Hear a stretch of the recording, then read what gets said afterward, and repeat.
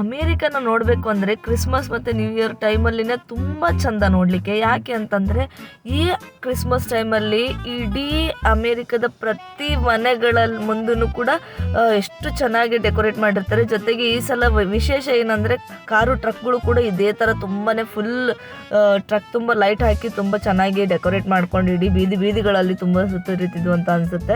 ಅದರಲ್ಲೂ ಇಂಡಿವಿಜುವಲ್ ಹೌಸ್ಗಳನ್ನ ನೋಡೋಕ್ಕೆ ತುಂಬಾ ಚೆನ್ನಾಗಿರುತ್ತೆ. ಯಾಕೆಂದರೆ ಅವ್ರ ಮನೆ ಮುಂದೆ ತುಂಬ ಜಾಗ ಇರುತ್ತೆ. ಮನೆ ಎಷ್ಟು ದೊಡ್ಡದಿರುತ್ತೋ ಅದಕ್ಕಿಂತ ಜಾಸ್ತಿ ಜಾಗ ಮನೆ ಮುಂದೆ ಲಾನ್ ಬಿಟ್ಕೊಂಡಿರ್ತಾರೆ ಅವರು. ಸೊ ಆ ಲಾನ್ ತುಂಬ ತುಂಬಿಸೋ ಥರ, ಹಾಗೆಯೇ ಜೊತೆಗೆ ಮರ ಗಿಡ ಯಾವ್ಯಾವ ಥರ ಡಿಸೈನ್ ಇದೆ, ಮನೆ ಯಾವ ಥರ ಶೇಪಲ್ಲಿದೆ, ಅದೇ ಥರ ಕಂಪ್ಲೀಟ್ ಕವರ್ ಆಗೋ ಥರ ಅವರು ಲೈಟ್ ಹಾಕಿರ್ತಾರೆ. ಅದು ನೋಡೋಕ್ಕೆ ತುಂಬ ಖುಷಿ ಆಗುತ್ತೆ.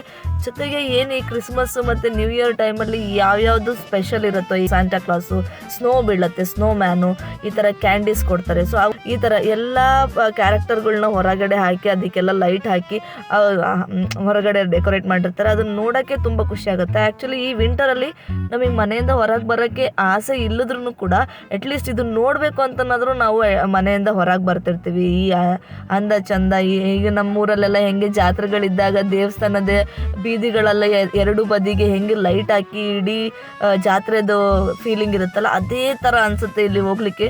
ಅದು ಈ 2 ತಿಂಗಳಲ್ಲಿ ಮಾತ್ರ ಈ ಥರ ನೋಡ್ಲಿಕ್ಕೆ ಸಾಧ್ಯ ಅಮೇರಿಕನ. ಸೊ ತುಂಬಾ ಖುಷಿ ಆಗುತ್ತೆ. ಸೊ ಇದೇ ಥರ ಹೀಗೆ ನನ್ನನ್ನು ಫಾಲೋ ಮಾಡ್ತೀನಿ. ಮುಂದಿನ ವಿಡಿಯೋದಲ್ಲಿ ಮತ್ತೆ ಸಿಗ್ತೀನಿ. Thank you.